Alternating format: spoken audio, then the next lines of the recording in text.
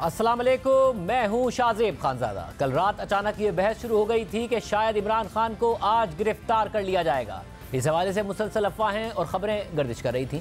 इन अफवाहों ने जोर उस वक्त पकड़ा जब हुकूमत की जानिब से नया नैब ऑर्डिनेंस लाने की खबर आई और फिर आधी रात को कायम मकाम सदर सादिक संजरानी ने ये ऑर्डिनेंस भी जारी कर दिया। लेकिन फिर आज ऐसा कुछ नहीं हुआ और सारी कयासराइयाँ दम तोड़ गई। बल्कि पहले की तरह इमरान खान को इस दफ़ा भी अदालतों से हर केस में रिलीफ मिल गया। ताहम कल रात को हुकूमत ने जो नया ऑर्डिनेंस जारी करवाया है उसने हुकूमत के दावों और उसकी नीयत पर सवालात ज़रूर उठा दिए हैं कि यह ऑर्डिनेंस सिर्फ एक शख्स यानी इमरान खान के लिए लाया गया है और उसके ज़रिए उनके लिए मुश्किलात पैदा की जाएंगी और उन्हें मुमकिन तौर पर तवील अरसे के लिए गिरफ्तार किया जा सकता है, जिसमें 30 दिन तो सिर्फ नैब के रिमांड में रखा जा सकता है। नए नैब ऑर्डिनेंस के तहत चेयरमैन नैब को इख्तियार मिल गया है कि अगर कोई मुल्जिम इंक्वायरी में शामिल ना हो या जानबूझकर ताउन ना करे तो चेयरमैन नैब इंक्वायरी के मरहले पर ही मुल्जिम के वारंट गिरफ्तारी जारी कर सकते हैं। और साथ ही मुल्जिम के रिमांड की मुद्दत 14 दिन से बढ़ाकर 30 दिन कर दी गई है। इससे पहले भी नैब के पुराने कानून में यह गुंजाइश थी कि मुल्जिम को ना सिर्फ इंक्वायरी बल्कि शिकायत के मरहले पर ही गिरफ्तार किया जा सकता है और मुल्जिम के रिमांड की मुद्दत 90 दिन होती थी। मगर मौजूदा हुकूमत ने ही इस कानून को तब्दील किया था और गिरफ्तारी के लिए केस का शिकायत और इंक्वायरी के बाद इन्वेस्टिगेशन के मरहले तक पहुंचना जरूरी करार दिया था और रिमांड की मुद्दत भी कम करके 14 दिन कर दी थी। और इस तरमीम के दौरान हुकूमत ने नैब के पुराने कानून को काला करार देकर उस पर सख्त एतराज़ात भी किए थे और अपनी नई तरमीम का भरपूर क्रेडिट भी लिया था। और ये क्रेडिट भी लिया था कि इसी तरमीम की वजह से इमरान खान को भी फ़ायदा हो रहा है। लेकिन आज जब इमरान खान के खिलाफ अहम केसेस की समातें होना थी तो उससे चंद घंटे पहले आधी रात को हुकूमत ने कायम मकाम सदर सादिक संजरानी के जरिए ये ऑर्डिनेंस जारी करवाया और अपने ही कानून को बदल दिया और उसे मज़ीद सख्त कर दिया और वो तब्दीलियाँ कर दी जिसकी वो खुद सख्त नाकिद हुआ करती थी। सिर्फ यही नहीं, आज इमरान खान की कुछ अहम पेशियाँ थीं, बल्कि सदर डॉक्टर आरिफ अलवी को भी हज के बाद आज ही वतन वापस पहुंचना था, जिससे इन अफवाहों को मज़ीद तक़वियत मिली। और तहरीक इंसाफ के रहनुमाओं ने खदशात का इजहार किया कि सदर आरिफ अलवी के वतन वापस पहुंचने से पहले हुकूमत कायम मकाम सदर सादिक संजरानी से ऑर्डिनेंस जारी करवाकर अगले दिन इमरान खान को गिरफ्तार कराना चाहती है। लेकिन आज इमरान खान अदालतों में पेश हुए, केसेस का सामना किया, लेकिन ऐसा कुछ नहीं हुआ। इमरान खान आज अपनी अहलिया बुशरा बीबी के हमरा लाहौर से इस्लामाबाद पहुंचे थे, जहां उन्होंने सेशन अदालत, एहतसाब अदालत और इस्लामाबाद हाई कोर्ट से मुतादिद केसेस में रिलीफ हासिल कर लिया। 190 मिलियन पाउंड के केस में इमरान खान और बुशरा बीबी को 13 जुलाई तक जमानत में तौसी भी मिल गई है। एहतसाब अदालत में पेशी के बाद इमरान खान और बुशरा बीबी नैब रावलपिंडी पहुंचे और 190 मिलियन पाउंड के केस में तफ्तीश का हिस्सा बने। और इससे पहले इमरान खान और बुशरा बीबी एहतसाब अदालत पहुंचे थे। आज एहतसाब अदालत में जब समाअत शुरू हुई तो इमरान खान और बुशरा बीबी दोनों ही अदालत में नहीं पहुंचे थे, लेकिन दौरान समाअत पहले बुशरा बीबी अदालत पहुंची तो अदालत ने इस्तफसार किया कि क्या दोनों मुल्जिमान आ गए हैं, तो उनके वकील ने बताया कि सिर्फ बुशरा बीबी आई हैं। खान साहब दूसरी अदालत में मसरूफ़ हैं, अभी थोड़ी देर में वो भी पेश हो जाएंगे। उसके बाद अदालत ने बुशरा बीबी को हाजिरी लगाकर जाने की इजाज़त दे दी। फिर दौरान समाअत इमरान खान भी कमरा अदालत में पहुंच गए और फिर अदालत ने इमरान खान और बुशरा बीबी दोनों की अबूरी जमानत में 13 जुलाई तक तौसी कर दी। अहम बात यह है कि जिस वक्त एहतसाब अदालत में 190 मिलियन पाउंड के केस की समाअत हो रही थी तो उसी दौरान इमरान खान की तरफ से तोशाखाना केस में भी जमानत कबल गिरफ्तारी की दरख्वास्त दायर कर दी गई, जिसे अदालत ने मंजूर करते हुए उन्हें 13 जुलाई तक जमानत दे दी। मगर आज सुबह इसी तोशाखाना केस की वजह से एक दिलचस्प सूरत हाल पैदा हो गई थी जिसने एक कन्फ्यूजन को जन्म दिया था। कल इमरान खान ने इस्लामाबाद हाई कोर्ट के चीफ जस्टिस आमिर फारूक पर अदम एतमाद करते हुए एक लंबी चार्जशीट जारी कर दी थी और उनसे तोशाखाना केस समेत अपने तमाम केसेस ना सुनने की इस्तदा कर दी थी और कहा था कि यकीन है कि मुझे इस बेंच से शफाफ और गैर जानिबदाराना इंसाफ नहीं मिलेगा। मगर आज पहले खबर आई कि उन्हीं जस्टिस आमिर फारूक ने इमरान खान को एक गैर मामूली रिलीफ फराहम कर दिया है, जिस पर PTI के ट्विटर अकाउंट से बयान जारी हुआ कि इमरान खान के खिलाफ तोशाखाना केस नाकाबिले समाअत करार दे दिया गया। 1 साल से जायद मुसलसल इल्जामात और मीडिया ट्रायल हुआ। PDM को मुआफ़ी मांगनी चाहिए। आज वाज़ेह हो गया कि कैसे बदनीयती की बुनियाद पर केस बनाया गया। लेकिन जब कुछ देर बाद तहरीरी हुक्मनामा सामने आया तो ये वाज़ेह हो गया कि तोशाखाना केस का ट्रायल कलअदम नहीं हुआ है, बल्कि इस्लामाबाद हाई कोर्ट ने ट्रायल कोर्ट के सिर्फ उस फैसले को कलअदम करार दिया है जिसमें इमरान खान की वो दरख्वास्त मुस्तरद कर दी गई थी कि जिसमें उनका मौक़िफ़ था कि ये केस काबिल समाती नहीं है। ट्रायल कोर्ट के 5 मई के उस फैसले को इमरान खान ने इस्लामाबाद हाई कोर्ट में चैलेंज कर दिया था, जिस पर अदालत ने पहले स्टे दिया हुआ था और आज फैसला सुनाते हुए ट्रायल कोर्ट से कहा कि वो एक हफ्ते में तोशाखाना केस काबिल समाअत होने का मामला दोबारा सुनकर फैसला करे। इसके अलावा इमरान खान के एक और केस के हवाले से भी आज ड्रामाई सूरत हाल पैदा हो गई। गुज़िश्ता दिनों कोयटा में कत्ल किए जाने वाले वकील अब्दुल रज़ाक शर के केस में इमरान खान की अबूरी जमानत का आज आखिरी दिन था और इस केस में रिलीफ हासिल करने के लिए इमरान खान ने सुप्रीम कोर्ट से रजू किया था, जिस पर आज जस्टिस एजाजुल अहसन और जस्टिस आयशा मलिक पर मुश्तमिल 2 रुकनी बेंच ने समाअत की और यह कहकर इमरान खान की गिरफ्तारी से मुतालिक अबूरी रिलीफ देने से इनकार कर दिया कि सुप्रीम कोर्ट का 2 रुकनी बेंच हाई कोर्ट के 2 रुकनी बेंच का फैसला मुअत्तिल नहीं कर सकता। इसके बाद इस केस में भी एक दिलचस्प सूरत हाल पैदा हो गई। सुप्रीम कोर्ट से इमरान खान को रिलीफ नहीं मिला तो इमरान खान इस्लामाबाद हाई कोर्ट पहुंच गए और वहां के 2 रुकनी बेंच ने फौरन उन्हें रिलीफ फराहम कर दिया और उस बेंच में भी वही चीफ जस्टिस आमिर फारूक शामिल थे जिनको कल इमरान खान ने चार्जशीट किया था और कहा था कि वो उनसे इंसाफ की तवक्को ही नहीं रखते। जस्टिस आमिर फारूक के साथ इस बेंच में जस्टिस मियां गुल हसन औरंगजेब शामिल थे, जिन्होंने वकील कत्ल केस में इमरान खान को 14 दिन की हिफाजती जमानत दे दी। हालांकि आज सुप्रीम कोर्ट में इस केस की समाअत हुई थी तो अदालत ने लतीफ़ खोसा की कोई भी सज़ा मंजूर नहीं की थी और इमरान खान को रिलीफ देने से इनकार कर दिया था। सुप्रीम कोर्ट में समाअत के दौरान इमरान खान के वकील लतीफ़ खोसा ने बुरी जमानत देने की सजा करते हुए कहा था कि मेरे मौक्किल की जान को खतरा है, मेहरबानी फरमा कर गिरफ्तार न करने का हुक्म दिया जाए। तो जस्टिस एजाजुल अहसन ने उनसे मुकालमा किया कि हम दूसरे फरीक को सुने बगैर इस सतह पर कोई हुक्म जारी नहीं कर सकते हैं। सुप्रीम कोर्ट का 2 रुकनी बेंच हाई कोर्ट के डिवीजन बेंच का फैसला मुअत्तिल नहीं कर सकता है। तो लतीफ़ खोसा ने मौक़िफ़ अख्तियार किया कि लार्जर बेंच बनाकर कल मुकदमे की समाअत का हुक्म दे दें। तो जस्टिस एजाजुल अहसन ने जवाब दिया कि लार्जर बेंच बनाना हमारा इख्तियार नहीं है, इस मामले में हम मफलूज हैं, चीफ जस्टिस से दरख्वास्त करें, मुमकिन है कि केस आज ही मुकर्रर हो जाए, अभी फौरी तौर पर आज का हुक्मनामा दस्तखत करके भेज देते हैं। इस दौरान लतीफ़ खोसा ने मौक़िफ़ अख्तियार किया कि पिछले 1 साल से इमरान खान हिफाजती जमानत के लिए एक से दूसरी अदालत के चक्कर काट रहे हैं। उनके खिलाफ 150 से ज़ायद मुकदमा दर्ज हैं। अगर अदालत ने आज हुक्म ना दिया तो गिरफ्तारी भी हो सकती है, इसलिए अदालत गिरफ्तारी रोकने का हुक्म दे। लेकिन 2 रुकनी बेंच ने लतीफ़ खोसा की सज़ा मुस्तरद कर दी, मगर फिर इस्लामाबाद हाई कोर्ट से इमरान खान को इस केस में भी रिलीफ मिल गया और हिफाजती जमानत मिल गई। मगर क्या हुकूमत नई तरमीम के साथ, नैब में नई तरमीम के साथ इमरान खान की तवील गिरफ्तारी की प्लानिंग कर रही है? इस पर बात करेंगे। वफाकी वज़ीर कानून आज़म नज़ीर तारड़ हमारे साथ मौजूद हैं। तारड़ साहब बहुत शुक्रिया। तारड़ साहब, आमतौर पर कहा जाता है कि पर्सन स्पेसिफिक कवानीन नहीं बनने चाहिए, अब तो बार बार ये सवाल उठ रहा है कि पर्सन स्पेसिफिक कवानीन बन रहे हैं। अब जो नैब का ऑर्डिनेंस आया है, जिन चीज़ों को आप काला कानून कहते थे और फिर उनको तरमीम करके बाहर किया और उसका क्रेडिट लिया कि जी 90 दिन का रिमांड होता था, उसे हमने 14 दिन का कर दिया है, इंक्वायरी की स्टेज पर बगैर बात के लोगों को गिरफ्तार कर लिया जाता था, विक्टिमाइज किया जाता था, उस बात को ख़त्म कर दिया है, अब वो वापस ले आए हैं। क्या सिर्फ इमरान खान को लंबा अरसा जेल में रखने के लिए, इस केस में अभी गिरफ्तार करने के लिए ये सारा का सारा किया गया? बिल्कुल नहीं शाहजेब साहब, आप अगर इसे देखें, अप्रिशिएट करें तो पहली बात तो ये है कि अगर गिरफ़्तारी और वो मतलूब होता तो ये चीज़ें बहुत पहले कर दी जाती। ये वो टीदिंग प्रॉब्लम्स थी जो कि हमें नैब प्रोसिक्यूशन ब्रांच से, मुझे लॉ मिनिस्ट्री में ये बारहा कहा गया कि जी अमेंडमेंट्स के बाद कुछ प्रॉब्लम्स आ रही हैं।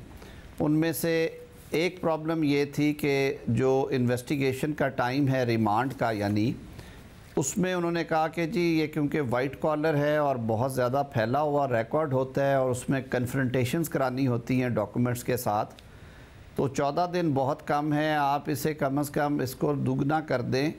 यानी कि वो तो 45 दिन मांग रहे थे, लेकिन फिर हमने कहा कि नहीं, इसको हम दुगना करते हैं। तो वो 30 डेज़ पे बड़ी मुशावरत के बाद उसे फ़िक्स किया गया कि कम से कम देखिए 90 रोज़ लोगों ने काटे हुए हैं। ये जितने जो सियासी असीरान थे 86 रोज़, फवाद हसन फवाद साहब 89 डेज़, शहबाज शरीफ साहब ने पूरा रिमांड एक दफ़ा काटा, मरियम नवाज साहिबा को पूरा रिमांड कटवाया गया, तो वो तो 30 दिन पे इसे कैपिंग की गई है। मगर साहब, जिनकी आपने मिसालें दी हैं, इन लोगों की मिसालों से तो आपने सीखा था। शाहिद खाकान अब्बासी साहब से जब पूछा गया कि जी आपको इतने दिन रिमांड में रखकर नैब ने क्या पूछा, उन्होंने कहा कुछ नहीं पूछा, तफ्तीश ही नहीं करते आके। शाहिद खाकान अब्बासी के बाद मिफ्ता इस्माइल साहब ने भी यही बात बताई, एहसन इकबाल साहब ने भी यही बात बताई, ख्वाजा आसिफ साहब ने भी यही बात बताई, शहबाज शरीफ साहब की भी यही स्टोरी है। उस ज़माने में भी नैब बार बार ये कहता था, जब उनसे सवाल करते थे भैया आपको रिमांड करके गिरफ्तार क्यों रखना है इंसान को, और आपको अगर बहुत ज़्यादा प्रॉब्लम है, बंदे का नाम ECL में आ सकता है, आप उसे तलब कीजिए और उससे इन्वेस्टिगेशन कीजिए, क्यों किसी को गिरफ्तार करना है। मगर वो यही कहते थे जी वाइट कॉलर क्राइम में बड़ी डॉक्यूमेंटेशन होती है और सब चीजें क्रॉस वेरीफाई करनी होती है और तफ्तीश कुछ नहीं करते थे। आज आप घूम फिर के वही वजूहात बता रहे हैं। नहीं शाहजेब साहब, देखें हमने तो अभी भी उसके साथ देखें ना, जो बाकी सेफ्टी वेल्व्स हैं वो वहीं के वहीं पे हैं। नैब के कानून में प्री अरेस्ट बेल नहीं थी, वो हमने दी। नैब के कानून में पोस्ट अरेस्ट बेल नहीं थी, वो प्रोवाइड कर दी। नैब के कानून में गिरफ्तारी किसी भी स्टेज पे, even verification of complaint stage पे भी हो सकती थी। अभी इन्वेस्टिगेशन स्टेज पे गिरफ्तारी रखी गई और ये जो अभी इंक्वायरी स्टेज पे गिरफ्तारी ऑथोराइज़ की गई है, ये सिर्फ एक प्रोविजन प्रोवाइड की गई है जिसमें जब बार बार डिस्पाइट रिपीटेड नोटिसेस मुलज़म ना आए और उसके साथ क्वालिफाई किया कि फिर कॉपरेट ना करे, यानी कि उन्हें सवालनामा दिया जाए, वो कहे जी मैंने जवाब नहीं देना, उस सूरत में इंक्वायरी स्टेज पे गिरफ्तारी इसलिए की गई कि नैब की तरफ से हमें ये बारहा आया कि जी ये सियासी मुकदमात अपनी जगह पे रहे, और भी कई मुकदमात हैं जो इस अरसे में नैब ने इन्वेस्टिगेट किए हैं, कई सरकारी अहलकारान ने जिन्होंने, और बहुत सारे थे उसमें, एक दो बड़े स्कैम्स भी थे वो जो हाईवेज़ के मुतल्लिक़ थे, उसमें उन्होंने कहा कि जी वो कॉपरेट करते ही नहीं हैं क्योंकि उन्हें पता है कि जब तक इंक्वायरी को इन्वेस्टिगेशन में कन्वर्ट नहीं किया जाएगा उनकी गिरफ्तारी अमल में नहीं आ सकती। और इंक्वायरी को इन्वेस्टिगेशन में अगर आपने ऑनेस्टली कन्वर्ट करना है तो फिर आपके पास मुकदमे के पूरे हालात और वाक़यात होने चाहिए। तो उन्होंने कहा कि जी ये कम से कम ऐसी सूरत में जहाँ पे मुलज़म सरीहन इनकारी है ज्वाइन करने से या आते हैं और सवाल का जवाब नहीं देते, तो इदारे को बेबस नहीं होना चाहिए, कानून को बेबस नहीं होना चाहिए। तो उस सूरत में वो इख्तियार दिया गया, लेकिन याद रहे कि इस इख्तियार के साथ प्री अरेस्ट बेल की जो ऑप्शन है वो मौजूद है, और जो कोई सियासी मुकदमे की बात करेगा उसमें वो कोर्ट में जा सकता है मगर प्री अरेस्ट बेल मांग सकता है। साहब इसमें मसला है ना कि इंक्वायरी स्टेज पर हमने वही अरेस्ट देखे नैब की तरफ से जिसमें उनके पास सबूत नहीं होते थे, और वो मुलजिम को गिरफ्तार करके बजाय इसके कि सबूतों के जरिए मुलजिम तक पहुंचते, मुलजिम को गिरफ्तार करके मुलजिम के जरिए सबूतों तक पहुंचने की कोशिश करते थे, उन पर दबाव डालकर, उनके अहल खाना को प्रेशराइज कर। ये फिर यही नहीं हो रहा होगा तो और क्या हो रहा होगा? अगर सबूत हैं तो इंक्वायरी से इन्वेस्टिगेशन की स्टेज पर जाके गिरफ्तार किया जा सकता है अगर कोई शख्स ताबून ना करे। मैं अर्ज़ करता हूँ, मैं सिर्फ इसलिए ये आपसे गुजारिश करूँगा कि देखें अब जो बाकी प्रोविजंस हैं वो इतनी ज़्यादा मैं कहूँगा कि उनको बेहतर कर दिया गया है और उनमें इतनी सहूलत है और इतनी ज़्यादा लीगल प्रोटेक्शन दे दी गई है। कोई भी बंदा जो कि नैब में अंडर इंक्वायरी है उसको, और उसके लिए तमाम कानून को जब रिवैम्प किया गया था, उसके बावजूद अगर कोई शख्स ये तहैया कर लेता है कि मैंने कानून का सामना नहीं करना और मैंने इस एग्जिस्टिंग लॉ के तहत भी इंक्वायरी को फ्लाउट करना है और उसके जो मकसद है उसको डिफीट करना है, तो मेरे ख्याल में कानून को उसके सामने बेबस नहीं होना चाहिए। तो उनके इस वैलिड रीज़न की वजह से कैबिनेट ने ये अप्रूव किया कि सिर्फ इस हद तक इख्तियार दें कि उस वक्त इंक्वायरी स्टेज पे वारंट ऑफ अरेस्ट निकाला जा सकता है जब रिपीटेड नोटिस के बावजूद एक्यूज्ड विलफुली हाज़िर नहीं होता दानिस्ता तौर पे, और अगर हाज़िर हो जाए तो फिर wilfully he does not cooperate with the process of investigation, के वो तफ्तीश में ताउन करने पे तैयार नहीं है। ये एक मसला है ना तारा साहब, देखें जैसे फॉर एग्जांपल इमरान खान साहब जवाबात लेना, अब इमरान खान साहब तो पेश हो रहे हैं तो ये वाला पॉइंट तो निकल गया कि वो पेश नहीं हो रहे इसलिए उनको गिरफ्तार करना है, मगर अब वो पेश होके भी कोऑपरेट नहीं कर रहे हैं। ये आपने छोड़ दिया है चेयरमैन नैब की सवाबदीद पर, और चेयरमैन नैब हमें मिले हैं तोहफे में जैसे जावेद इकबाल जैसे, जिन्होंने क्या नहीं किया इस मुल्क के साथ, क्या जुल्म नहीं बर्पा किया उन्होंने इस मुल्क के साथ, और इस मुल्क की तबाही में क्या किरदार नहीं अदा किया। आप ये तो फिर वो डिसाइड कर लेगा ये कैसे नहीं है इमरान खान साहब स्पेसिफिक, कल को वो डिसाइड कर ले कि पेश तो हो रहे कोऑपरेट नहीं कर रहे हैं। अब ये पैमाना उनके पास है कि बस वो डिसाइड कर ले कि कोऑपरेट नहीं कर रहे हैं। शाहज़ेब साहब आप एक मैं क्लैरिटी दे दूं कि ये पर्सन स्पेसिफिक अगर आपका इशारा इमरान खान की तरफ है तो वो एस्टिमेशन गलत है, क्योंकि इमरान खान साहब का मामला जो नैब में ज़ेर तफ्तीश है वो ऑलरेडी इन्वेस्टिगेशन में कन्वर्ट हो चुका है, और उसमें उन्हें आपको पता है एक दफ़ा अदालत ने एग्ज़ामिन करने के बाद रिमांड पे दिया, फिर सुप्रीम कोर्ट में एज एन एक्सेप्शनल केस वो केस टेकअप किया गया और सुप्रीम कोर्ट ने वो मैटर रिमांड किया और उसमें कुछ ऑब्जर्वेशंस दी, जिसके बाद वो उनका जो ऑर्डर था वो रिव्यू और रिकॉल कर लिया गया और अब उनकी ज़मानत जो है वो अदालत के सामने है। उनकी गिरफ़्तारी का फ़ैसला तो अदालती ज़मानत से मशरूत है। उन्हें इस कानून की वजह से ना गिरफ्तार किया जा सकता है, ना उनकी गिरफ्तारी रुकती है इस कानून की वजह से। अगर आप कह रहे हैं कि वो इन्वेस्टिगेशन के स्टेज पर हैं और उनका स्पेसिफिक नहीं है बल्कि दूसरे लोगों के लिए है, तो नैब की एक और हिस्ट्री है कि एक केस में गिरफ्तार करते हैं, चाहे वो इन्वेस्टिगेशन के स्टेज पर हो या किसी दूसरी स्टेज पर हो, और जब वहां से रिमांड खत्म होने लगता था तो एक और केस डाल के उसकी इंक्वायरी में गिरफ्तार कर लिया करते थे या वेरिफिकेशन की स्टेज पर गिरफ्तार कर लिया करते थे। तो भी पर्सन स्पेसिफिक नहीं है, ये भी नहीं हो रहा होगा। नहीं, मेरे ख्याल में जो अभी ओवरऑल स्कीम ऑफ लॉ है नैब की, उसमें शायद ये गुंजाइश मौजूद ना हो, क्योंकि अदालत को ज़मानत का और रिमांड का बड़ा वसी इख्तियार है, और वो प्री अरेस्ट भी है, पोस्ट अरेस्ट भी है, और रिमांड की स्टेज पे भी उन्होंने ये सारा मटीरियल देखना है, क्योंकि नैब को पाबंद किया गया है कि आपने तमाम मटीरियल जो है वो कोर्ट के सामने रखना है इन राइटिंग रिमांड की स्टेज पे भी। तो शाहज़ेब साहब, वो सारी गारंटीज़ होते हुए मेरा नहीं ख्याल कि इस सारे लॉ को हम कह सकते हैं कि अगर कोई तरमीम आई है, ये 2-3 प्रोसीजरल तरमीम है, सब्सटेंटिव तरमीम कोई नहीं की गई, कोई ऑफेंस चेंज नहीं किया गया, कोई सजा एक मसला है जो कोई सजा बढ़ाई नहीं गई। जो एक साबिका ऑर्डिनेंस में 14A था, जिसको भी आप काला कानून कहते थे कि जी जब तक कुछ साबित ना हो जाए उस शख्स को मासूम करार दिया जाना चाहिए, इनोसेंट अंटिल प्रूवन गिल्टी। मगर नैब का अजीब कानून है कि ये मुजरिम गर्दानता है इंसान को जब तक कि वो अपने आप को मासूम ना साबित कर दे। उसको आपने बदला, मगर अब फिर बदल दिया है, फिर यही है कि जी उसको अज्यूम किया जाएगा। तो ये तो काला कानून वापस ले आया आप, 14A आ गया वापस। मैं उसकी वजह बताता हूँ। ये जो अमेंडमेंट थी ये फ्लोर ऑफ द हाउस पे थ्रू अ प्राइवेट बिल जो थी वो इंट्रोड्यूस करवाई गई, और कहा गया कि इसके पीछे एक ओपिनियन है इस्लामी नज़रियाती काउंसिल की, जिसमें भी कहा गया कि हर कोई शख्स जो है वो इनोसेंट होता है अनलेस प्रूव्ड गिल्टी, और मैं ख़ुद इसका बड़ा कायल था। जब हमने ये तरमीम कर दी तो उसके बाद सामना ये हुआ कि जो केसेस नैब की अदालत से लैक ऑफ जुरिस्डिक्शन की वजह से वापस भिजवाए गए, और वो केसेस गए, आपको पता है हमने लिमिट भी रख दी थी 50 करोड़ की, जो अभी भी है, कि ये मेगा करप्शन स्कैंडल्स में सिर्फ नैब का इस्तेमाल हो, ये हर केस में नैब जो है वो हाथ ना डाले। तो वो केसेस जब नैब से निकल के एंटी करप्शन लॉज, जो कि प्रोविंशियल एंटी करप्शन और FIA के एंटी करप्शन की कोर्ट्स में या उन एजेंसीज़ के पास गए, तो जो हमारा 1947 का कानून है एंटी करप्शन का, प्रिवेंशन ऑफ करप्शन एक्ट, जो कि एंटी करप्शन इस्टेब्लिशमेंट्स और FIA को रेगुलेट करता है, उसमें भी ये प्रिजम्पशन एक्यूज्ड पे है कि एक्यूज्ड ने अपनी बेगुनाही साबित करनी है।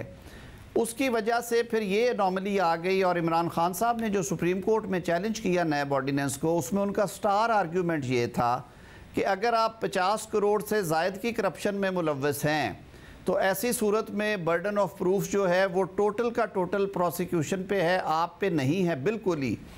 और अगर आप 50 करोड़ से कम मालियत के किसी स्कैम में हैं, किसी मुकदमे में मुलव्वस हैं, और आपका मुकदमा FIA या एंटी करप्शन अथॉरिटीज़ के पास ज़ेर तफ्तीश है या अदालतों में ज़ेर समात है, तो फिर बर्डन ऑफ प्रूफ आप पे आ जाएगा। तो उन्होंने कहा ये अजीब एनॉमली है, और उस पर कोर्ट की ऑब्जर्वेशंस भी आई। उस पर जो हमारे काउंसिल है वहाँ पे उन्होंने भी इस पर अपनी राय दी कि ये बात किसी हद तक जायज़ है, या तो आप 1947 वाला कानून भी चेंज करें और उससे मुतल्लिका जितने कवानीन हैं उनको भी रीवैम्प करें, अगर नहीं तो कम अज़ कम आप इसको बहाल करें, क्योंकि इसमें एक सेफ्टी वेल्व है। सुप्रीम कोर्ट के फैसला जात हैं कि इनिशियल बर्डन जो है वो प्रोसिक्यूशन पे ही रहता है, लेकिन वंस प्रोसिक्यूशन बादी नज़र में एक केस आपके ख़िलाफ़ तैयार कर लेती है, मैं उसकी एक मिसाल देता हूँ कि मेरे जो टैक्स डॉक्यूमेंट्स हैं उनके मुताबिक जो मेरे असासों की मालियत है वो 5 करोड़ है या 6 करोड़ है, और मेरी जो सालाना आमदन है वो 50 से 60 लाख है, मैं एक मिसाल दे रहा हूँ। लेकिन दौरान इंक्वायरी जो मेरी प्रॉपर्टीज़ नज़र आती हैं जो टैक्स में डिक्लेयर्ड नहीं हैं, और वो मिला के और मेरे स्पाउस की मिला के उनकी मालियत 25 करोड़ बन रही है।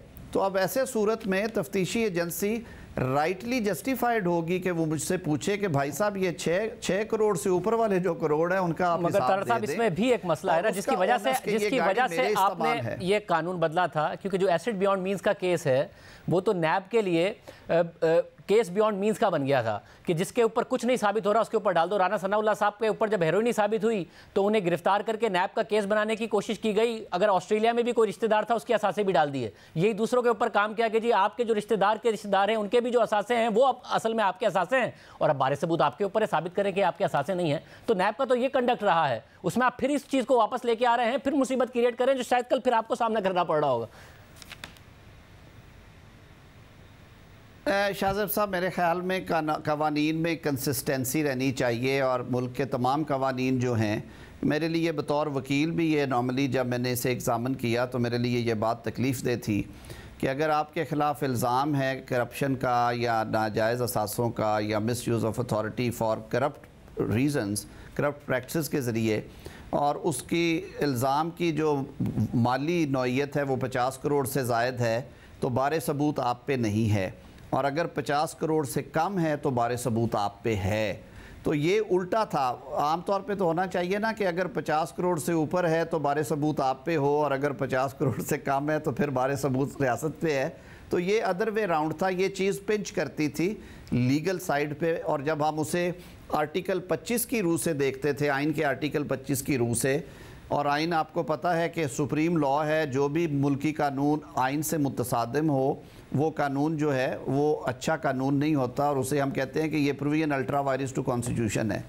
तो जब पैरिटी में देखते थे कि वो लोग जो एंटी करप्शन अथॉरिटी या FIA में जिनके मुकदमात ज़ेर समात हैं उन पे तो बारे सबूत नहीं है, उन पे तो बारे सबूत है, और उनकी अमाउंट्स भी कम हैं, 10 लाख, 20 लाख, 50 लाख, 2 करोड़, 5 करोड़। लेकिन जब 50 करोड़ से ऊपर जाती थी अमाउंट तो बारे सबूत नहीं था। इस अनोमली को ख़त्म किया, ये नेक नीति से किया गया है, इसमें कोई और दूसरी वजह नहीं। तारड़ साहब, अगर नेक नीति से है, पर्सन स्पेसिफिक नहीं है, इमरान खान साहब स्पेसिफिक नहीं है, और जो दूसरे मामलात हैं हाईवेज और ये सारे के सारे मामला, तो एक और मामला था वो था वादा माफ गवाह का के, और उसके नतीजे में ये ज़रूर डाल दिया गया था कि मगर वो फिर 10 साल के लिए डिस्क्वालीफाई होगा।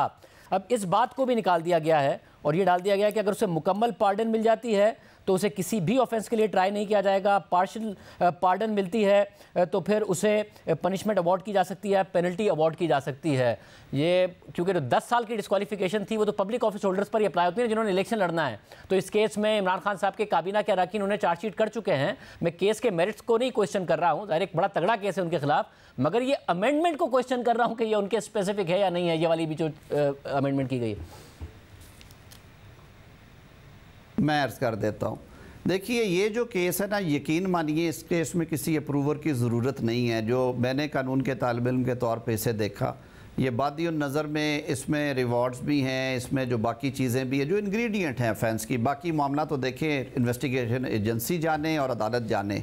जो कुछ पड़ा है अखबारात में या जो कुछ सामने आया है, बादी नज़र में इट्स प्राइमा फिशाए ये बहुत अच्छा केस है प्रोसिक्यूशन के लिए। अब रही बात नैब कवानीन का, जो शुरू से मकसद था वो था पब्लिक वेल्थ को रिट्रीव करने का, कि जो रकम सरकारी ख़जाने से ली गई है या चुराई गई है या जिसका गबन किया गया है उसकी रिट्रीवल हो जाए। और उस रिट्रीवल के लिए ये प्रोविज़न उसमें इंट्रोड्यूस करवाई गई, और ये काफ़ी हद तक एंटी करप्शन लॉज जो दूसरे हैं इन पैरिटी उनमें भी ये प्रोविज़न है, तकरीबन इसी शक्ल में मिलती जुलती। तो ये डाला तो इसलिए गया कि ये जो एक किस्म का ये बेट है, ये एक ल्योर करना है कि जी आप वादा माफ़ बनो और आप बिल्कुल साफ़ हो जाओगे, वो छोड़ दिया जाए, उसको रोका। लेकिन उसकी वजह से नैब वालों का ये कहना था कि कई केसेस ऐसे हैं जिनमें एविडेंस डेफिशिएंट होती है, और इसीलिए 1898 का जो ज़ाब्ता फ़ौजदारी है CRPC, उसमें भी अप्रूवर का कानून रखा गया। और इसी वजह से फिर जो सेक्शन 164 के तहत ये कहा गया कि आप मैजिस्ट्रेट के पास बयान देंगे, और उसकी वो सारी शराइत रखी गई। तो ये भी उनके कहने पे इसलिए उसको डाला गया। उन्होंने कहा कि जी कई केसेस में हमें डिफ़िकल्टी आती है, मगर लोग देना चाहते हैं, लेकिन नैब ने कहा ओके उन्हें डिफ़िकल्टी आती है, आपने मान लिया और ये सब चीज़ें हो गई, मगर इसी कानून को जो अप्रूवर का है उन्होंने किस किस के खिलाफ नहीं इस्तेमाल किया। फवाद हसन फवाद से कहा नवाज शरीफ के खिलाफ गवाही दो छूट जाओगे, अहद चीमा से कहा शहबाज शरीफ के खिलाफ गवाही दो छूट जाओगे, मिफ्ता इस्माइल से कहा शाहिद कार अब्बासी के खिलाफ गवाही दे दो छूट जाओगे। नैब ने कहाँ कोई कसर छोड़ी है इन कवानीन को मिसयूज़ करने में कि वो कह रहे हैं और आप मान रहे हैं और तरमीम कर रहे हैं? शाहजेब साहब, मैं एक बात करूं, मैं तो ख़ुद इस सारे प्रोसेस में इन सारे लोगों का वकील भी रहा हूं और मैंने ये मुश्किलात और तकालीफ देखी हैं और शायद इसी वजह से इस कानून में अमेंडमेंट्स करते हुए मेरे सामने वो सारे मुशाहिदात थे। लेकिन मैं एक और नतीजे पे भी पहुंचता हूं, कानून कभी गलत नहीं होते। कानून को इस्तेमाल करने वाले अगर उसका बेदरेग इस्तेमाल करेंगे, अगर उनके जहनों में और उनके दिलों में कानून के लिए कोई इज़्ज़त और तकरीम नहीं होगी, अगर वो रेकलेसली इस्तेमाल करेंगे, तो यकीन मानिए बिनाइन से बिनाइन लॉ जो है वो ड्रैकोनियन लॉ बन जाएगा और एक ड्रैकोनियन लॉ जो है वो बिनाइन हो जाएगा। मेरे ख़्याल में हमें अपने इंस्टीट्यूशंस को बेहतर करने की ज़रूरत है। लेजिस्लेशन एक बड़ा टूल है और बड़ा की रोल प्ले करती है, लेकिन यकीन मानिए कि इन्हीं प्रोविजंस के साथ अगर आपके इदारे में ठीक लोग बैठे हैं, अगर आपकी अदालतों में ठीक लोग बैठे हैं जो कि वाकई तराजू के दोनों पलड़े बराबर रख के इंसाफ देते हैं, तो फिर कुछ नहीं होता। आपने देखा माजी में क्या हुआ, किस तरह से VVIP सलूक हुआ एक बहुत बड़े इल्ज़ाम कुनंदा पे, जिस पे इल्ज़ाम था, लेकिन उन्हें जिस तरह से ट्रीट किया गया वो अनप्रेसिडेंटेड था। कभी किसी बशीर के लिए, अकबर के लिए, अनवर के लिए तो इस तरह अदालत नहीं बैठी और कभी इस तरह आइनी प्रोविजंस का इस्तेमाल नहीं हुआ और कभी इस तरह ग्रीट नहीं किया गया किसी अंडर रिमांड प्रिजनर को। तो ये सारी चीज़ें ज़हन में रखनी चाहिए कि हमें कानून साजी एक बहुत अहम अंसर है। अहम अंसर है, मगर इदारे की एक तारीख़ भी जो है वो अहम अंसर है और पिछले कोई 25-30 साल की इस इदारे की तारीख़ में कोई वाक़यात ऐसे हैं नहीं जिसकी वजह से कहा जा सके कि हाँ जी ये वो टाइम था जिस वक्त इस इदारे ने बड़ा ज़बरदस्त तरीक़े से कानून का सही इस्तेमाल किया। इस इदारे की अपनी तारीख़ बहुत तारीख है जिसकी बुनियाद पर आप लोगों ने कानून बदले थे और आप उनको रिवर्स करने जा रहे हैं। और अगर बदनीयती नहीं है जैसा कि आप कह रहे हैं, इमरान खान स्पेसिफिक नहीं है या पर्सन स्पेसिफिक और कोई नहीं है जैसा कि आप कह रहे हैं, तो आरिफ अलवी साहब ने आज आना था, साजिद संजरानी साहब उस वक्त तक, क्योंकि वो हज पर थे अलवी साहब, तो कल रात तक वो सदर थे, तो उनसे ही अचानक जल्दी जल्दी में क्यों ऑर्डिनेंस इशू कराया गया अगर कोई बदनीयती नहीं और पर्सन स्पेसिफिक नहीं? नहीं, देखिए, जब आइन और कानून कहता है कि कायम मुकाम सदर भी उतने ही मोहतरम और मोतबर हैं और ये काम कर सकते हैं, तो फिर हमें इसमें तखसीस नहीं रखनी चाहिए। और मोर ओवर बहुत कम ऐसे होता है कि जब सेनेट और कौमी असम्बली दोनों के इजलास नहीं हो रहे होते और आप महसूस करते हैं कि ये एक ऐसा कानून है जिसकी फ़ौरी ज़रूरत है, क्योंकि उनके कुछ मुकदमात, इसके अलावा बहुत सारे मुकदमात वहाँ पे पेंडिंग हैं, उनमें उन्हें प्रॉब्लम आ रही थी और ये तजावीज़ उनकी आई हुई थी। कुछ पीछे ईद की छुट्टियां रही, कुछ मैं यहाँ पे नहीं था, बैरून मुल्क था, तो वो नेचुरली एक प्रोसेस में चीज़ें चल रही होती हैं। वो एक कोइंसिडेंस ज़रूर हुआ कि कैबिनेट में डिबेट उस टाइम पे हुआ जिस टाइम पे कौमी असम्बली और सेनेट दोनों सेशन में नहीं थे और आइन का आर्टिकल 89 ये एम्पावर करता है। लेकिन ये मैं आपको बता दूं कि ये पहले सेशन में ले कर दिया जाएगा, सेनेट में भी और कौमी असम्बली में भी। उसके बाद इसको एग्ज़ामन करेंगी दोनों ऐवानों में जो स्टैंडिंग कमेटीज़ हैं, या कम से कम एक ऐवान की स्टैंडिंग कमेटी उसे ज़रूर एग्ज़ामन करती होती है, ये पार्लियामेंट्री ट्रेडिशन है। उसके बाद ये ज़ेर बहस आएगा ऐवान में और सिर्फ़ उस सूरत में ये कानून मुस्तकिल सूरत इख्तियार करेगा अगर कौमी असम्बली और सेनेट इसे मंजूर कर लेते हैं, वरना आइन की रूह के मुताबिक 120 रोज़ के बाद ये कानून ख़त्म हो जाएगा। और तार साहब, आप लोग ज़ाहिर पहले रिसीविंग एंड पर थे, आप तो बतौर लॉयर आपने ये सब चीज़ें देखी हैं और कितना मुश्किल टाइम आपकी जमात के लिए था। अब अगर ये सब कुछ हो रहा है, आप कह रहे हैं पर्सन स्पेसिफिक नहीं है, कानून पर्सन स्पेसिफिक होना भी नहीं चाहिए। एक तरफ यह कानून नैब का बन रहा है, दूसरी तरफ जो नाअहली की मुद्दत है वो ताहयात थी, वो अब 5 साल कर दी गई है। ज़ाहिर नवाज शरीफ साहब के लिए रास्ता खोल दिया गया है। मैं इस बात से कतई तौर पर हम इस प्रोग्राम में इत्तफाक नहीं करते हैं कि किसी को ताहयात ना अहल होना चाहिए, मगर पर्सन स्पेसिफिक ही हो रहा है नवाज शरीफ साहब को सिस्टम में लाने के लिए, इमरान खान साहब को सिस्टम से निकालने के लिए।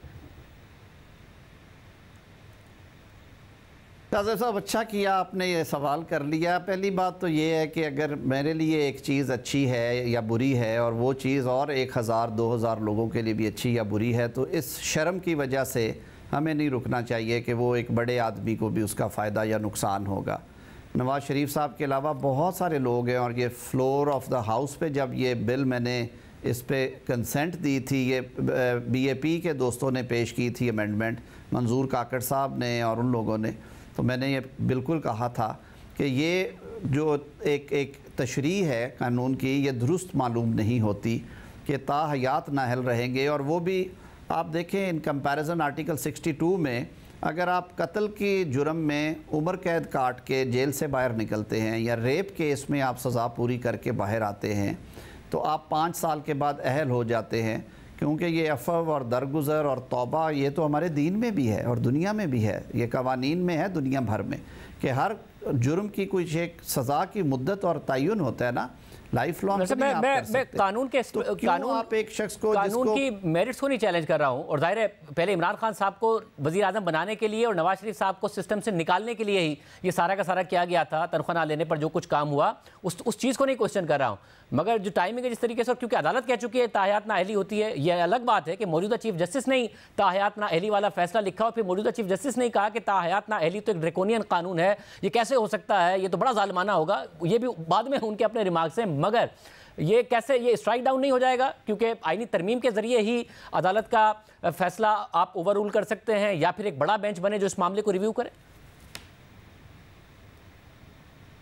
नहीं, देखिए शाहज़ेब साहब, उसमें एक तो आइन के अंदर गुंजाइश मौजूद है कि जो कानून साजी आर्टिकल 70 के तहत वो सिर्फ़ और सिर्फ पार्लिमान का इख्तियार है और अदालतें कानून लिख नहीं सकती। कानून की तशरीह करते हुए भी वो कानूनी और आइनी दायरे से बाहर नहीं जा सकती। पार्लिमान ने जो कानून पास किया वो इंतहाई मुनासिब इसलिए है कि उस कानून में सिर्फ ये कहा गया है कि जहाँ पर आइन में नाअहली की मुद्दत का तयन किया गया है वहाँ पे वो मुद्दत पढ़ी जाएगी, यानी 5 साल है, 3 साल के लिए नाअहली है, 2 साल के लिए है, या उस टर्म के लिए नाअहली है। और जहाँ पे आइन में इस मुद्दत का तयन नहीं किया गया और इबहाम है या खामोशी है, वहाँ पे वो मैक्सिमम जो उसमें दी गई है उससे आगे नहीं जाएगी। और आपने देखा होगा कि आर्टिकल 62-63 जब हम सारा एग्जामिन करते हैं तो 62 में 5 साल से ज़्यादा की नाअहली नहीं है।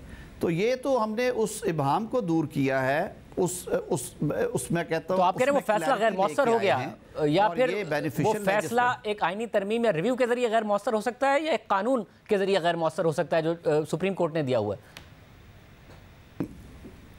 बिल्कुल जी, लॉ सुप्रीम है और लॉ क्योंकि आइन की रूह के मुताबिक बनाया गया है, और यही वजह है कि आपने देखा होगा कि पार्लिमान में मौजूद इवन अपोजिशन के अरकान जो हैं, पाकिस्तान तहरीक इंसाफ के जो सैनेटर्स थे, उन्होंने भी ये सारी बात सुनने के बाद उसकी उस तरह से मुखालफत नहीं की, और वो एक बददिली से बस उन्होंने कहा कि वी से नो, लेकिन वो भी 2-4 लोगों की हद तक बात हुई होगी। और शायद यही वजह है कि आज तक ये कानून चैलेंज भी नहीं हुआ, वरना वो तो 48 घंटे उनकी डेडलाइन है, 48 आवर्स से ज़्यादा वो अदालत को स्पेस नहीं देते, वो ले जाते हैं अपनी पिटीशन, और ले जाते भी 184(3) में है। बहुत शुक्रिया। हमारे साथ वज़ीर क़ानून मौजूद थे, तफसील से उन्होंने जवाबात दिए हैं। जो नैब के कानून आ रहे हैं या फिर ताहयात नाअहली के हवाले से कानून आया कि उसकी जो लिमिट है वो 5 साल की गई है। मईशत के हवाले से सवाल पैदा हो रहे हैं। IMF के प्रोग्राम के बाद मार्केट्स में कॉन्फिडेंस है, बॉन्ड्स की जो कदर है वो इम्प्रूव हो रही है पाकिस्तान के बैनुल-अक़वामी बॉन्ड्स की। साथ साथ हमें नज़र आया आज रुपये ने इम्प्रूव किया है। कहाँ सूरत हाल जा रही है, अवाम पे मजीद बिजली और गैस की कीमतों की सूरत में कितना बोझ आने वाला है, सब पे बात करेंगे ब्रेक के बाद। IMF के साथ स्टाफ लेवल मुआहदे के बाद आज इंटरबैंक में डॉलर 10 रुपये 55 पैसे गिरकर 275 रुपये 44 पैसे का हो गया। ओपन मार्केट में डॉलर 280 रुपये का हो गया। 2024 में मैच्योर होने वाला यूरो बॉन्ड 80 सेंट्स पर पहुंच गया है, मगर स्टॉक मार्केट में कल रिकॉर्ड तेजी के बाद आज प्रॉफिट टेकिंग देखी गई और इंडेक्स 341 पॉइंट्स गिर गया। कल स्टेट बैंक की तरफ से जारी करदा आदाद-ओ-शुमार के मुताबिक 23 जून को खत्म होने वाले हफ्ते में ज़र मुबादला के ज़खायर 53 करोड़ डॉलर के इजाफे के साथ 4 अरब डॉलर से तजावुज़ कर गए हैं। और कल वज़ीर ख़जाना इसहाक़ डार ने हमारे प्रोग्राम में दावा किया कि इस महीने यानी जुलाई में पाकिस्तान को IMF, दोस्त ममालिक और बैनुल-अक़वामी इदारों से 5.6 अरब डॉलर्स मौसूल होंगे और मुल्क के टोटल ज़खायर 14 अरब डॉलर्स यानी स्टेट बैंक के ज़खायर तकरीबन 9 अरब डॉलर्स पर पहुंच जाएंगे। जबकि आलमी रेटिंग एजेंसी मूडीज़ और फिच के मुताबिक IMF के साथ हालिया मुआहदे के बावजूद पाकिस्तानी मईशत को खतरात का सामना रहेगा, क्योंकि पाकिस्तान को इस माली साल में कर्ज़ों की मद में 25 अरब डॉलर्स अदा करने हैं, जो उसके ज़र मुबादला के ज़खायर से 7 गुना ज़्यादा हैं। मूडीज़ के मुताबिक IMF मुआहदा पाकिस्तान की मईशत को इस्तेहकाम देगा, मगर पाकिस्तान को तवील मुद्दती इस्तेहकाम के लिए इस्लाहात करना होंगी और आमदनी बढ़ाना होगी। कलील मुद्दत में मुआशी सरगर्मियाँ मुतासिर रहेंगी, जबकि बुलंद शरह सूद और महंगाई हुकूमती अखराजात और सरमायाकारी पर असरअंदाज रहेगी। अगले चंद माली सालों में पाकिस्तान को अपनी बैरूनी अदायगियों की ज़रूरत पूरी करने के लिए एक तवील मुद्दती बैरूनी फाइनेंसिंग का प्लान दरकार है, जो कि एक और IMF प्रोग्राम की सूरत में ही मुमकिन हो सकता है। मगर इलेक्शन के बाद ही वाज़ेह होगा कि पाकिस्तान अगले IMF प्रोग्राम में जाएगा या नहीं जाएगा, और जब तक नया IMF प्रोग्राम नहीं होगा तो उस वक्त तक पाकिस्तान की तवील मुद्दती बैरूनी कर्ज लेने की सलाहियत बुरी तरह मुतासिर रहेगी। इस बारे से बात करेंगे। हमारे साथ मौजूद हैं साबिक वज़ीर ख़ज़ाना मिफ्ताह इस्माइल साहब। मिफ्ताह साहब, बहुत शुक्रिया हमें शो में ज्वाइन करने के लिए। आप मुसलसल कह रहे थे कि जब तक IMF नहीं होगा तब तक डिफ़ॉल्ट का ख़तरा भी मौजूद रहेगा, उस वक्त तक गैर यकीनी की सूरत हाल भी बरकरार रहेगी। मगर अब जबकि एक स्टैंड बाय अरेंजमेंट हो गया $3 अरब का अगले 9 महीने के लिए, $1.1 अरब में जुलाई में मिल जाएंगे, क्या डिफ़ॉल्ट का ख़तरा अब आपकी नज़र में टल गया है? कहा जा सकता है कि जी अब कम से कम गैर यकीनी नहीं है कोई? बिल्कुल शाहज़ेब साहब, बिल्कुल डिफ़ॉल्ट का ख़तरा टल गया है। और अब जो बेयकीनी की सूरत हाल थी और जिसकी वजह से जो आपने बताया कि बिजली की पैदावार में भी कमी थी क्योंकि हुकूमत इंपोर्ट बचा रही थी, तो वो भी जो फर्नेस ऑयल LNG वगैरह इतना नहीं मंगवा रही थी, तो वो सारे मसले अब हल हो गए हैं। और अब हमको एक रास्ता नज़र आ रहा है कि जिस रास्ते पे हम जाएंगे तो इंशाल्लाह खैर हो जाएगी। तो अब डिफ़ॉल्ट का ख़तरा टल गया है। जो आप देख रहे हैं ख़बरें कि 10-12 रुपया मजबूत हुआ है रुपया डॉलर के मुकाबले में, वो इसी वजह से हुआ है ना कि जो बेयकीनी की सूरत हाल थी वो ख़त्म हो रही है। मगर जो मूडीज़ है, फिच है, वो अभी भी कह रही है कि ख़तरा टला नहीं है। पाकिस्तान को जो अगले माली साल की रिक्वायरमेंट्स हैं उसके लिए बहुत सारे पैसे चाहिए। वज़ीर ख़ज़ाना कह रहे हैं 5-6 अरब डॉलर्स तो हमें इसी माह जुलाई में मिल जाएंगे, 9 अरब डॉलर्स पर स्टेट बैंक के ज़खायर चले जाएंगे। आपको लग रहा है कि अब कोई बैरूनी फाइनेंसिंग से निमटने के लिए अगले माली साल में, इस माली साल में जो शुरू हो गया, अब उसमें कोई इशू नहीं? देखिए, हर माली साल में पाकिस्तान को $25 अरब तकरीबन देने हैं, 1-8 बिलियन ऊपर नीचे हर माली साल में। और क्योंकि हम पैसे ही कमा के नहीं दे रहे, हम कर्ज लेके दे रहे हैं IMF से हो या दीगर ममालिक से, तो हमको ये हर परपेचुअली देने पड़ेंगे। हमको इसके बाद इस 9 महीने के अरेंजमेंट के बाद एक और IMF के प्रोग्राम में जाना होगा। लेकिन अब इतना वक्त आ गया है कि जब इलेक्शंस हो जाते हैं, नई हुकूमत आ जाएगी, तो उसके पास भी इतना वक्त होगा कि वो कर सकेगी। सो अब मतलब प्रोटेक्शन हमको पूरी मिल चुकी है, डिफ़ॉल्ट के ख़िलाफ़ इंश्योरेंस हमारा पूरा हो चुका है। इस हुकूमत ने ये काम कर दिया। अब हमको जाके अगली हुकूमत को भी अपना काम करना होगा, IMF के प्रोग्राम में जाएंगे। और फिर इतनी इस्तेलाहात करनी ज़रूरी है, जो कि मोदी भी कह रहा है, फिच भी कह रहा है, कि जिधर से आपका एक्सपोर्ट बढ़े, आपकी मईशत को ये पैसे जनरेट करने होंगे जो आपने कर्ज लिए हैं, तो उसको आप वापस कर सकें। सब अगर एक्सपोर्ट कैसे गिरे, कैसे बढ़े? क्योंकि अभी तो गिरी रही है, हमें नज़र आया इस माली साल में भी। हालांकि रुपया बहुत ज़्यादा गिर गया। आमतौर पर कहा जाता है रुपये के हवाले से कि जी उसको अगर आप आर्टिफिशियली मेनटेन करेंगे तो फिर हमारी एक्सपोर्ट्स जो है वो इनकम्पेटिटिव हो जाती है। मगर रुपया बहुत गिरा, उसके बावजूद एक्सपोर्ट्स हमारी नहीं बढ़ रही हैं। ये भी कहा जाता है कि हमारे पास इतनी कोई कैपेसिटी भी नहीं है कि हम अपनी आमदनी इतनी ज़्यादा बढ़ा लें कि अपने कर्जों से भी निमट लें, अपना करंट अकाउंट डेफिसिट भी कर्टेल कर लें। तो कैसे बढ़ेगी? देखिए, ये वाली जो बात है सेकंड वाली कि एक्सपोर्ट सरप्लस नहीं है या एक्सपोर्टेबल सरप्लस नहीं है, ये बात गलत होती है। ये बात में कोई वजन नहीं है।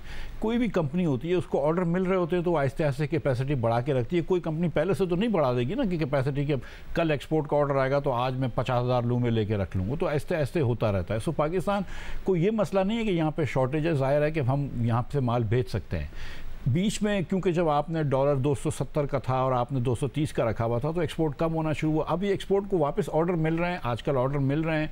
आप ये देखें कि लोगों को ऑर्डर मिल रहे हैं, आप बात कर सकते हैं लोगों से, तो इंशाल्लाह ताला चलेगा। लेकिन थोड़े से और मसाइल हैं आपके पास। जब आपने टर्फ के लोन्स भी दिए पिछली हुकूमत ने, तो उस वक्त कोई ऐसी प्लानिंग नहीं थी कि जिसके तहत बिजली और गैस भी उन कंपनीज़ को फराहम कर सकें जो कंपनियाँ आपके पास आ रही हैं। आपको जो एग्जिस्टिंग फैक्ट्रियाँ हैं, मैन्युफैक्चरिंग बेस है, उसको आपने लोड शेडिंग देनी है। इस वक्त के अंदर भी आज भी मतलब कि गैस की भी लोड शेडिंग हो रही है, बिजली की भी लोड शेडिंग हो रही है, तो उसके ऊपर एक्सपोर्ट्स का फ़र्क पड़ता है। आपने इंपोर्ट रोकी हुई है तो बहुत सारे एक्सपोर्ट्स के अंदर जो इंपोर्ट जाते हैं वो रुके हुए हैं। तो ये आहिस्ते आहिस्ते खुल जाएंगी।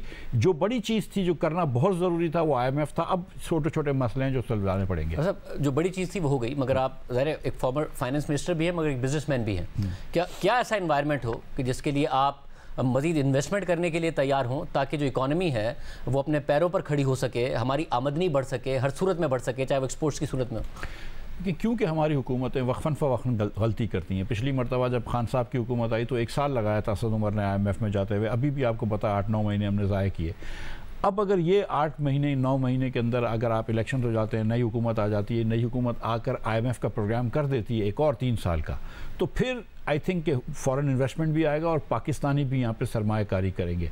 लेकिन हुकूमत को 2-3 चीज़ें करनी है। देखें, बिजली की कीमत महंगी होगी, 8 रुपए की रीबेसिंग आ रही है, एनुअल रीबेसिंग, तो बिजली की कीमत महंगी होगी। और ये नहीं कि IMF कह रहा है, चक्कर ये कि हुकूमत की कॉस्ट बढ़ गई है, हुकूमत जो बिजली खरीदती है उसकी कीमत बढ़ गई है 8 रुपए से एनुअल रीबेसिंग के हिसाब से। इसी तरह गैस की कीमत बढ़ गई है हुकूमत की। तो IMF तो यही कह रहा है कि आप नेपरा और ओगरा के लॉस फॉलो करें और आप वो पास ऑन करें जो आपकी कीमत बढ़ गई है। लेकिन आपको यहाँ पे रिफॉर्म्स लेने हैं, प्राइसेस बढ़ाना रिफॉर्म्स नहीं है। आपने निजकारी की बात नहीं की, निजकारी करना ज़रूरी है आपको। आपके पास जो बिजली के अंदर गैस में नुकसान हो रहे हैं, जो गैस में नुकसान हो रहे हैं, वो हमने देख लिया कि हुकूमत पूरा नहीं कर सकती। PIA में नुकसान हो रहा है। अब वज़ीर आज़म साहब ने भी 2-3 दिन पहले कहीं बात की है। ये हुकूमत का काम नहीं है। हमारा काम पुलिस स्टेशन चलाना है, कोर्ट्स चलाना है, ये काम हमारा नहीं है। अगर हम इन चीज़ों को निजकारी में डाल दें तो इकोनॉमी भी इफिशिएंट हो जाएगी, हमें टैक्स कलेक्शन भी आ जाएगा और चीज़ें भी सस्ती हो जाएंगी। जो सबसे बड़ा मसला है ज़ाहिर है, जिसका आवाम पर सबसे ज़्यादा बोझ पड़ रहा है, वो पिछले 4 साल से सुन रहे हैं कि जी गर्दिशी कर्जा खत्म हो जाएगा। उमर अयूब साहब भी बताया करते थे, डॉक्टर रफ़ी शेख साहब भी बताया करते थे, शौकत तरीन साहब भी बताया करते थे कि जी ये जो बिजली की कीमतों में इजाफा कर दिया, बस ये कर दिया और IMF से बड़ा सख्त निगोशिएट करके क्या है, अब गर्दिशी कर्जा भी कंट्रोल हो जाएगा, आवाम पे मजीद बोझ भी नहीं पड़ेगा। बाद में पता चलता था कि गर्दिशी कर्जा भी नहीं कंट्रोल हुआ, आवाम पे बोझ भी मजीद बढ़ाना पड़ा, जो अब भी 4 रुपये फी यूनिट की सूरत में बढ़ाना पड़ रहा है। तो ये मसला तो हल ही नहीं हो रहा है। 57% इस साल में जो गुजर गया माली साल, बिजली के बिल की जो बेस टैरिफ है उसमें 57% सिर्फ कैपेसिटी पेमेंट है, और जो अगले साल 63% हो जाएगी तो बढ़े जा रहा है। रुपया गिरता है और ज़्यादा बढ़ जाता है, इंटरेस्ट रेट बढ़ता है और ज़्यादा बढ़ जाता है। तो ये कैसे हल होगा? इसके अंदर एक सर्कुलर प्रॉब्लम होता है। प्रॉब्लम ये होता है कि अगर आप जब बिजली के रेट बढ़ा देते हैं, थिंकिंग कि अब हमने बिजली के रेट बढ़ा दिए हैं, अब अगर पिछले जितने यूनिट बेचेंगे तो वापस पूरे हो जाएंगे, तो जब आप बिजली के रेट बढ़ा देते हैं तो दूसरे लोग जो हैं वो आपके दूसरी तरफ चले जाते हैं। आपका जो बेस्ट कस्टमर है, इंडस्ट्रियल कस्टमर, वो चले जाता है। अब इस वक्त भी अगर आप बिजली लगाएं, आपको सोलर की बिजली 7-8 रुपये यूनिट की मिल जाती है, कोल की बिजली 10-12 रुपये यूनिट मिल जाती है, तो फिर आप ग्रिड से हट रहे होते हैं। तो आपका बेस्ट कस्टमर वैसे ही ग्रिड से हटा हुआ है, या फिर वो गैस से अपनी बिजली बना रहा है। आपको एक जामे पॉलिसी करनी पड़ेगी, गैस और बिजली को मिलाकर के एक जामिया पॉलिसी हो, जिसको एक दिन में इंप्लीमेंट नहीं करेंगे, 2-4 साल लगेंगे। और एक चीज़ हमको ये भी देखनी है कि जब हम बिजली के प्लांट्स लगाएं तो हमको एक्सटर्नल उसकी वायबिलिटी देखनी पड़ेगी कि क्या मतलब, अगर ये मिसाल के तौर पर अगर एक प्लांट लगता है और वो रुपये में वायबल भी हो, वो जनरेशन करके अपना पैसे भी कमा ले, तो क्या वो डॉलर इतने जनरेट कर लेगा उस प्लांट की बिजली कि हम उसको सर्विस कर सकें? यहाँ में ये भी मसला आ रहा है। तो ये सब चीज़ें देखनी पड़ेंगी हमको। लेकिन ये बात दुरुस्त है आपको कि बिजली का सेक्टर सबसे ज़्यादा प्रॉब्लमेटिक सेक्टर है, और उसमें पहली जो स्टार्ट कर सकते हैं वो हम सबसे पहले डिस्ट्रीब्यूशन कंपनीज़ को बेच दें, उसके बाद एक सेकेंडरी मार्केट बनाएं और ये जितने भी पावर प्रोड्यूसर्स हैं ये आपस में कम्पीट करें। आप देखें प्राइसेस भी कम हो जाएंगी। लेकिन थोड़ी बहुत इस वक्त जो है वो तो बिजली महंगी करनी पड़ेगी। वैसे मगर जो 2018 से पहले एक मैसिव एक्सपेंशन हुई, जिस पर तनकीद होती है कि जी सरप्लस कैपेसिटी पैदा कर दी, अब कैपेसिटी मौजूद है और डिमांड से ज़्यादा मौजूद है, मगर सप्लाई फिर भी नहीं है, आवाम महंगा बिल भी दे रहे हैं और लोड शेडिंग भी भुगत रहे हैं।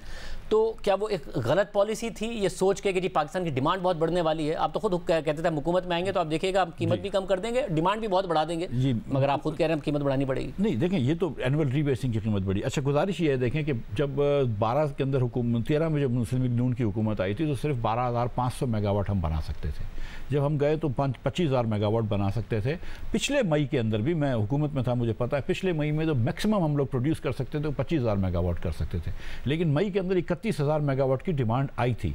पाकिस्तान के अंदर एक अनफॉर्चुनेट चीज़ ये कि बहुत ज़्यादा सिक्लिक डिमांड है कि गर्मी के अंदर आपकी 31-30,000 मेगावाट होती है और सर्दियों में 8-9,000 मेगावाट। डोमेस्टिक ड्रिवन है, क्योंकि आपने अब आपने गैस महंगी करनी है, वो महंगी करनी भी आसान नहीं है कि गैस को भी आप महंगी करें, लेकिन आपको गैस महंगी करनी है, आपको कोशिश ये करनी है। देखें, एक फैक्ट्री के अंदर आप बिजली भी दे रहे हैं, गैस भी दे रहे हैं, आप 2 किस्म की एनर्जी दे रहे हैं, घरों में भी हम 1-2 किस्म की एनर्जी दे रहे हैं। मैं समझता हूँ कि ये हम ज़ाया कर रहे हैं, इस किस्म का है कि हम गर्म पानी और ठंडे पानी के पाइप्स घरों में दें।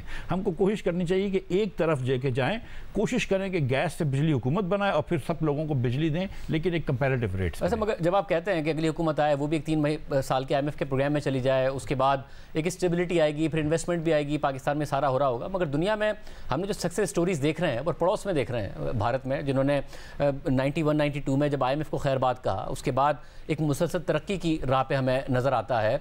कोविड के दौरान भी वहाँ पर बहुत ज़्यादा FDI आया है। 600 अरब डॉलर से उनके जो रिजर्व्स बढ़ गए वो एक्सपोर्टेबल सरप्लस की वजह से नहीं बढ़े, FDI की वजह से बढ़े। मैसिव FDI का इन्फ्लो आया है। हमारे कौन से स्ट्रक्चरल इशूज़ हैं जो हमें हल करने?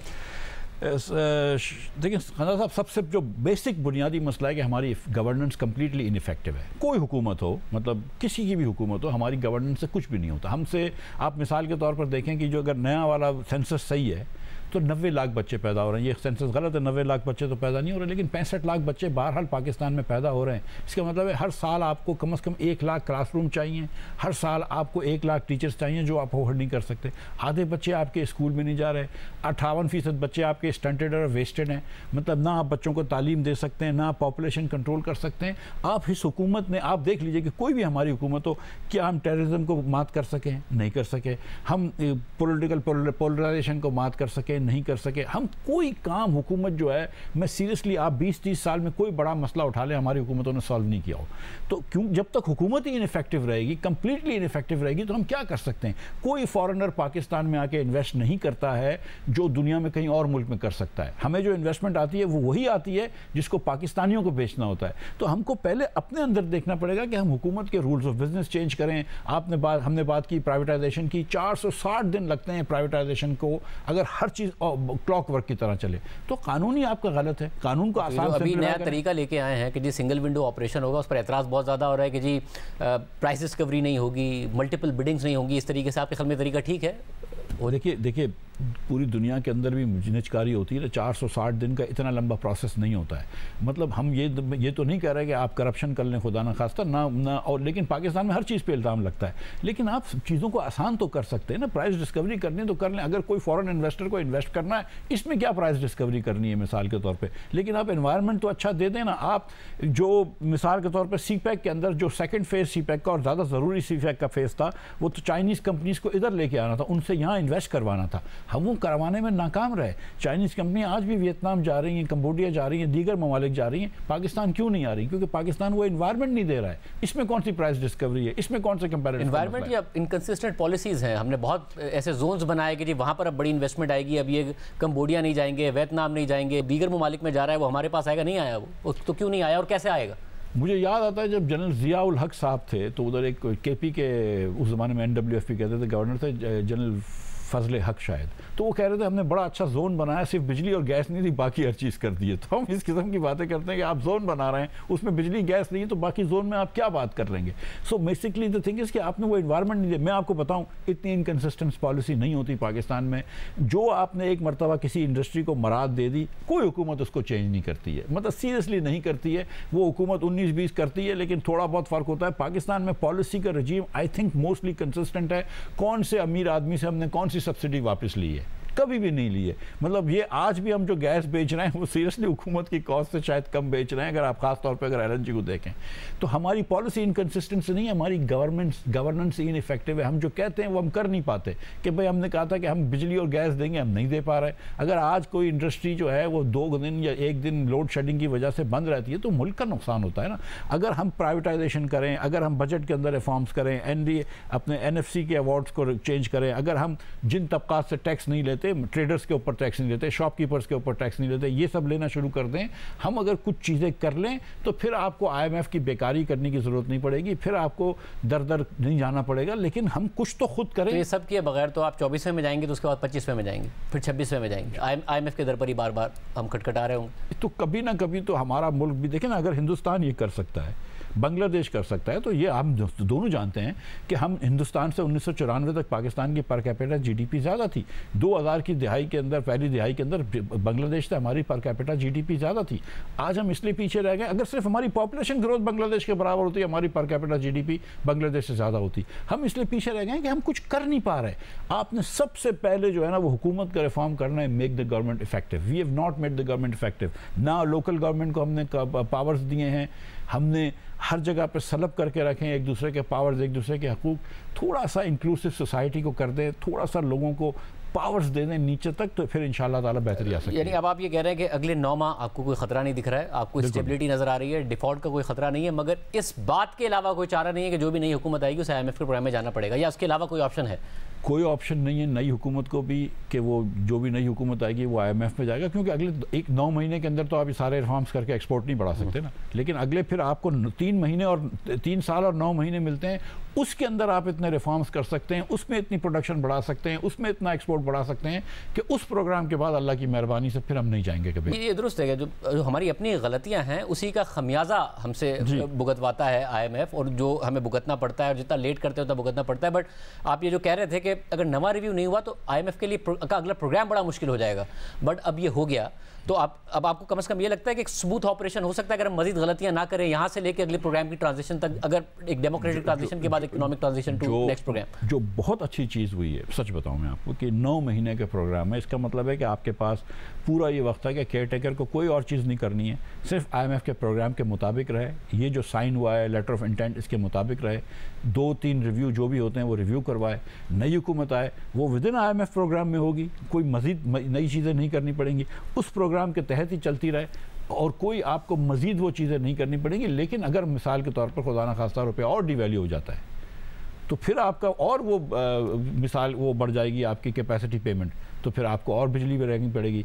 लेकिन अगर ये 270 हो जाता है, 260 हो जाता है मिसाल के तौर पे, तो फिर आपकी कैपेसिटी पेमेंट कम भी हो सकती है। सो आई थिंक कि अगर हम IMF के प्रोग्राम में रहे, राय रास्त पे रहेंगे, कोई मसला नहीं होगा। और ये वैसे तो इस हुकूमत के पास टाइम बड़ा कम है, मगर आपके ख्याल में अब एडवेंचर करना कोई नहीं चाहिए, जो वादे किए IMF के साथ उसी पर चलना चाहिए, इस हुकूमत को भी जो थोड़ा बहुत टाइम रह गया, फिर केयर टेकर को भी गुंजाइश नहीं है मतलब सीरियसली, और हमने हर चीज़ करके देख ली है, मतलब तो अब मतलब कुछ रह नहीं गया, अब ये गुंजाइश नहीं है। जो शहबाज शरीफ साहब ने अपना पॉलिटिकल कैपिटल लगाया है, अगर खुदा ना खास्ता ये कामयाबी नहीं होती, इतनी मरतबा MD से मिलना, इतनी मरतबा MD को फ़ोन करना, दूसरे ममालिक के वज़राए ख़र्जा से बात करना, बैंकों के सदूर से बात करना, इंटरनेशनल बैंक्स के, और फिर ये करना, और अगर ये नहीं होता तो बड़ी शर्मिंदगी भी होती और बड़ा इधर मुश्किल होती।